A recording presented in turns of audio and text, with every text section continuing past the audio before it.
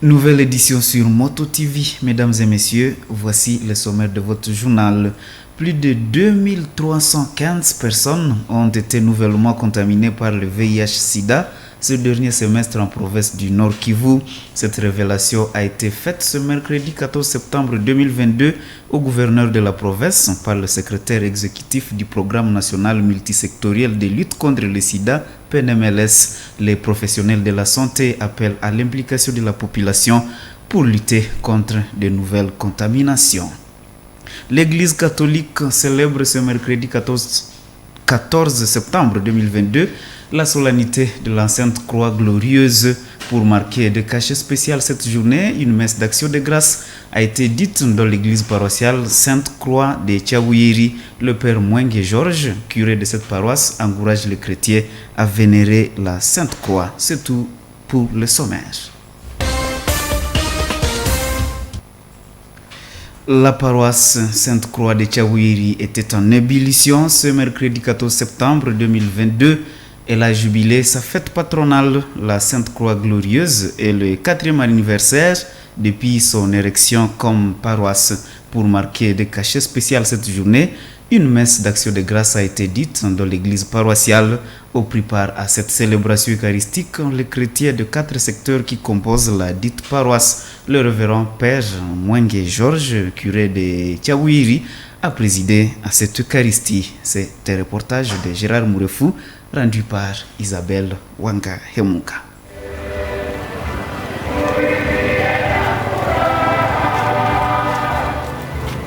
Tout a commencé à 8h40. Nombreux chrétiens venus des 4 secteurs de la paroisse pressent les pas jusque dans l'église de la paroisse Sainte-Croix de Tchabouyeri. Il s'agit essentiellement du secteur Tchabouyeri, secteur Muchiri, secteur Chisingiri et du secteur Londo. La messe commence au rythme des chants de joie. Le célébrant a expliqué que la croix du Christ est crucifiée, c'est le symbole du salut. D'où il a invité tout chrétien à exalter la croix du Christ crucifié.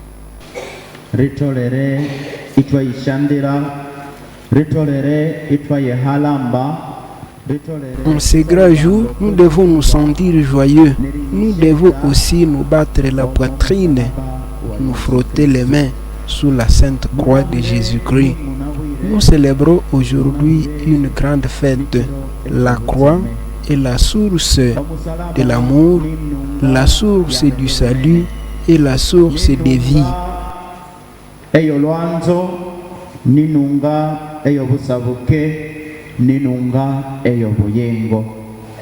À ce 4e anniversaire d'existence de la paroisse Sainte-Croix de Tchabouyeri, le père Georges a remercié les chrétiens de sa paroisse pour leur donation au service de l'église. Nous vous remercions, chers chrétiens de la Sainte Croix de Tchabouyeri. Nous vous remercions pour tous vos bienfaits et pour tout le merveille que Dieu ne cesse d'accomplir dans notre vie. Nous rendons grâce à Dieu. Nous glorifions le Seigneur qui nous a rassemblés aujourd'hui dans son amour et dans son humilité. Le Seigneur soit loué. Nous vous félicitons sans cesse pour tout ce que nous avons réalisé ensemble.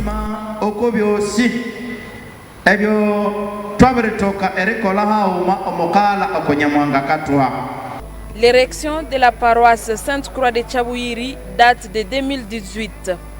Elle est dirigée par les prêtres de la congrégation de l'ordre de la Sainte-Croix. Cette paroisse est l'une des paroisses agentrées par la paroisse Notre-Dame du Mont-Carmel de Mukuna. Et à l'occasion, le père Mwengue Georges, curé de la paroisse Sainte-Croix de Tchabouyeri, a expliqué l'essence de la vénération de la Sainte-Croix dans l'Église catholique depuis le 3e siècle après Jésus-Christ.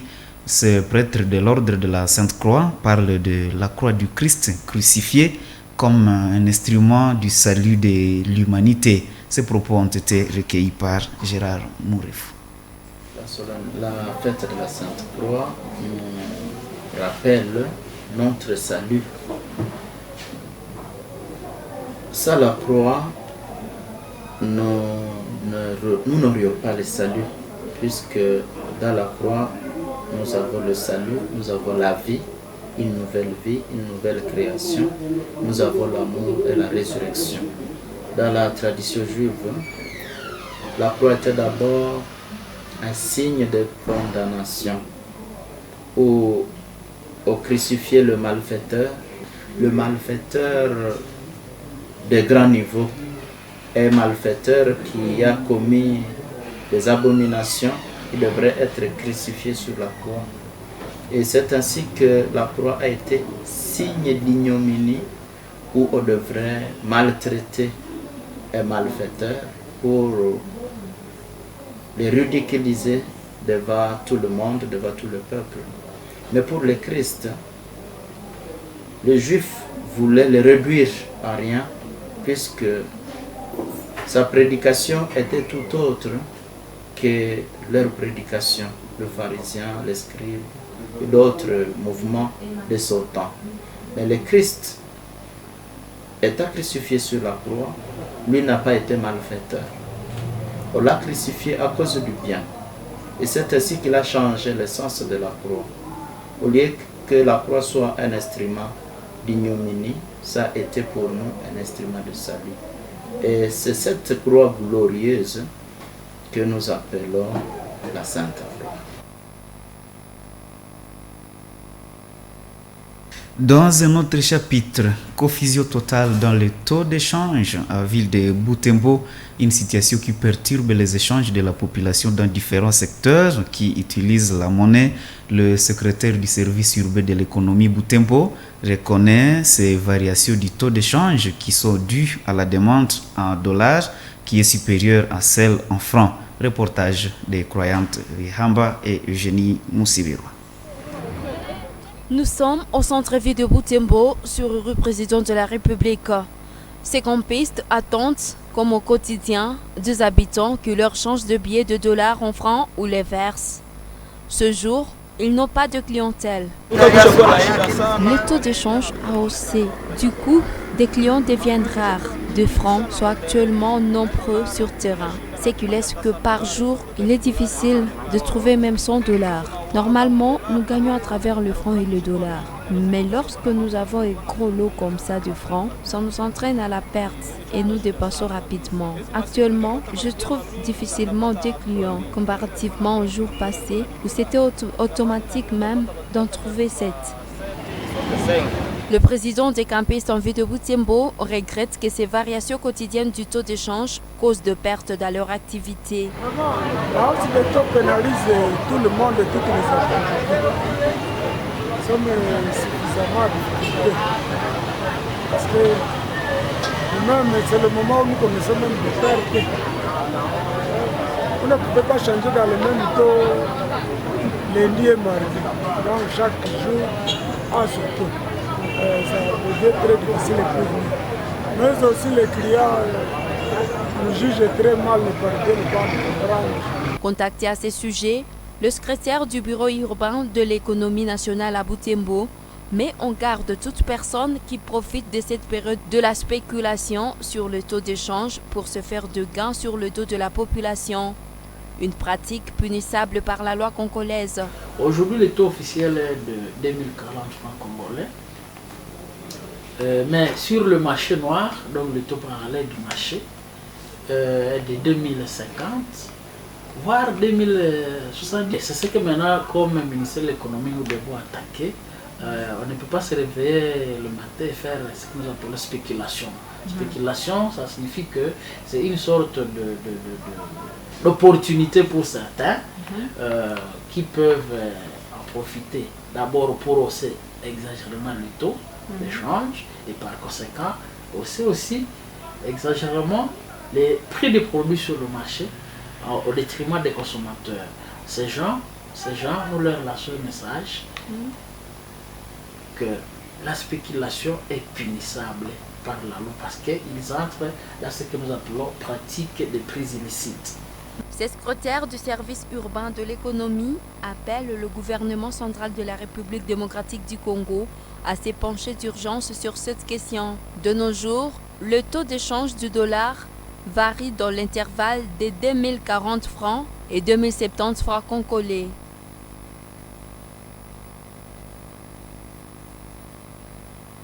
Et l'analyste économique et financier Kambale Talima soulève parmi les facteurs de variation du taux d'échange de la monnaie l'état du trésor public de chaque État. Selon cet économiste, l'inflation monétaire détruit l'esprit d'épargne dans une nation.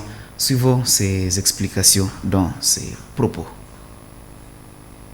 Variation des taux d'échange dans la République démocratique du Congo est liée à l'environnement économique international qui, comme vous le savez, est caractérisé ces derniers temps par la crise en Ukraine, mais aussi cette crise énergétique qui frappe le monde. Ça fait qu'il y a la décroissance sur le plan de l'économie mondiale. Mais au-delà de cela, la cause principale, ça peut être ces derniers temps et en fait les recours au financement monétaire interne.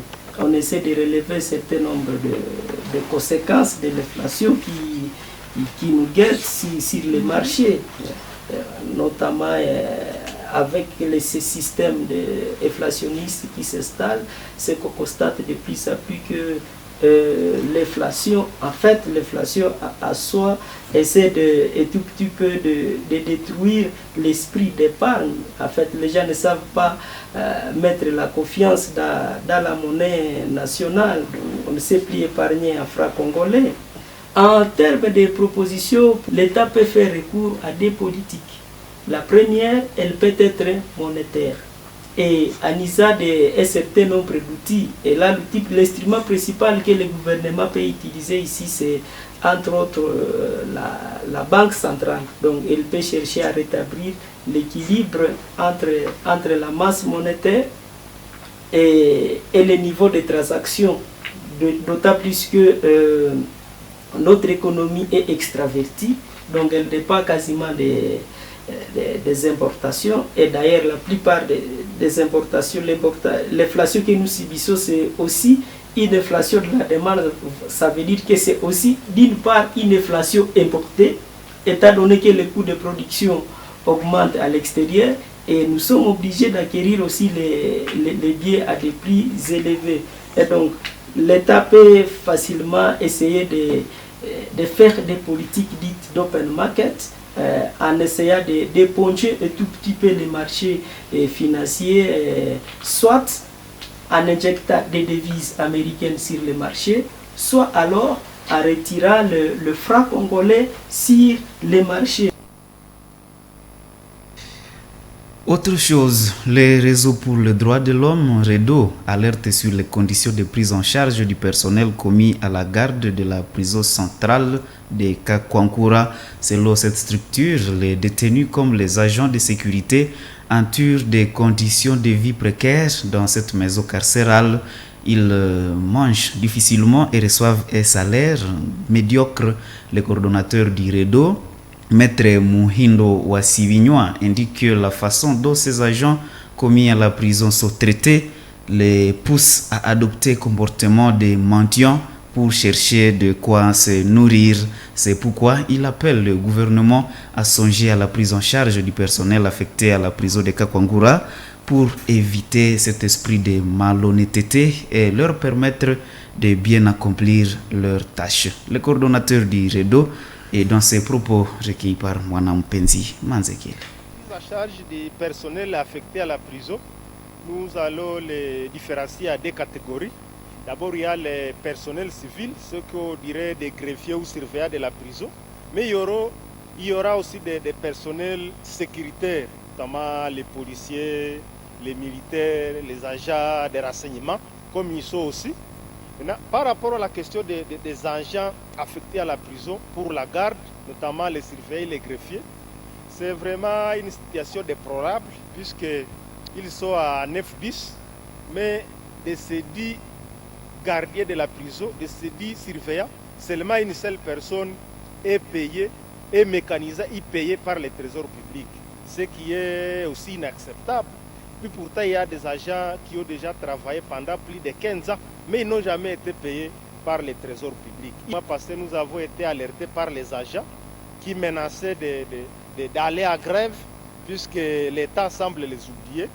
Dernièrement, il y a le gouvernement provincial qui les a donné quelque chose, malheureusement très insignifiant, puisque à un agent par an qui a toute une famille, on donne 30 000 francs. C'est quand même insignifiant. C'était peut-être une manière de dire qu'il fait quelque chose, mais à notre niveau, nous avions estimé que les 30 000 francs ne pouvaient pas résoudre les problèmes. Même les transports seuls, ça ne pouvait pas les résoudre, puisqu'il y a ceux qui viennent des Katoa, des Boulenguera, pour arriver à la prison, les allers-retours, ils payent au moins $2.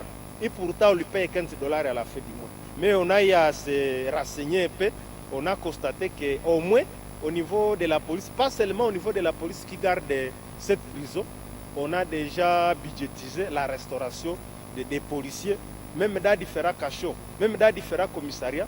Si vous pouvez observer beaucoup, aujourd'hui au moins la journée, ils peuvent manger quelque chose. Celui qui c'est ça affamé, mais on n'est pas obligé quelqu'un de manger, mais il y a un petit budget qui est prévu chaque jour pour les policiers affectés dans des cachots. La quantité de la nourriture qu'on les donne n'est pas quand même suffisante par rapport à l'effectif qu'on rencontre dans différents cachots.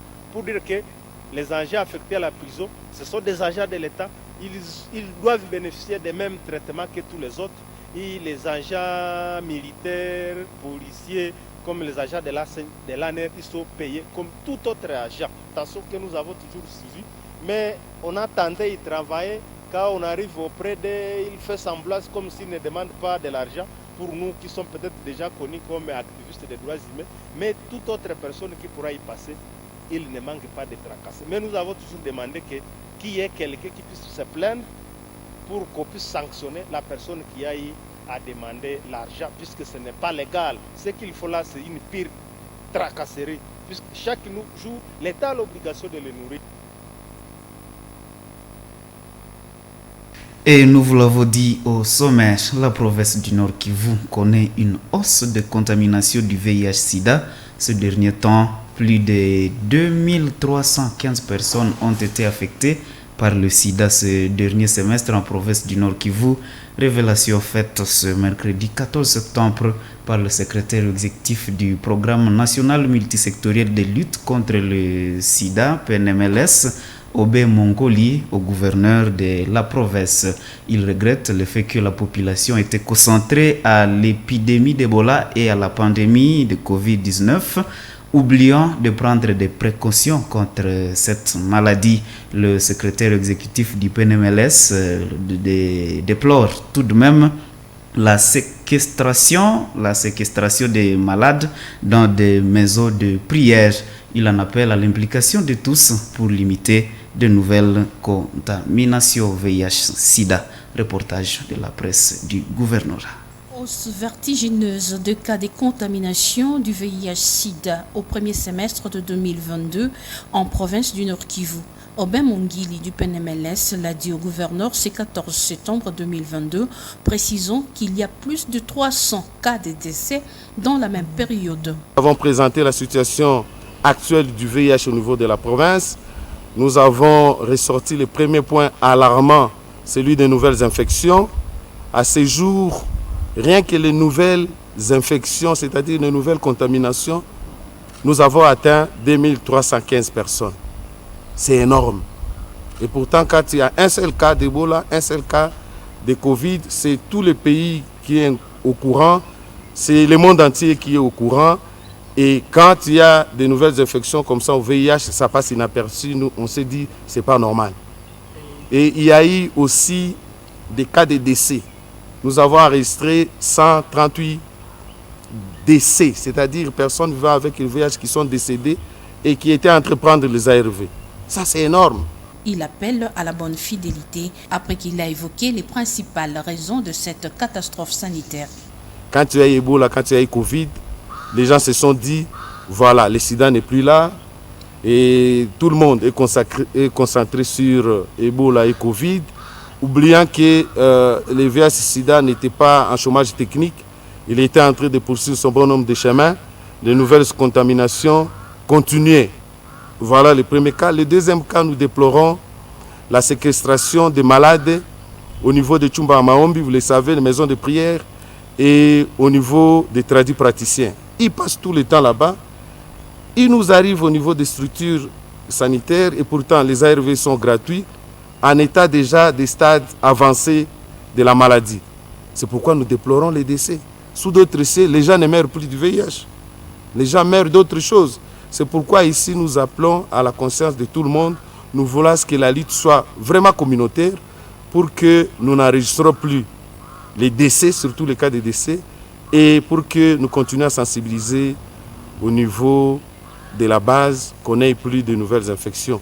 Ces données transmises au gouverneur de la province du Nord Kivu, le lieutenant-général Constant Dima Kongba, en tant que président du conseil provincial de la lutte contre le VIH-Sida dans la province. Mesdames et messieurs, ainsi s'achève cette édition du journal sur Moto TV. Merci de l'avoir suivi. Au revoir.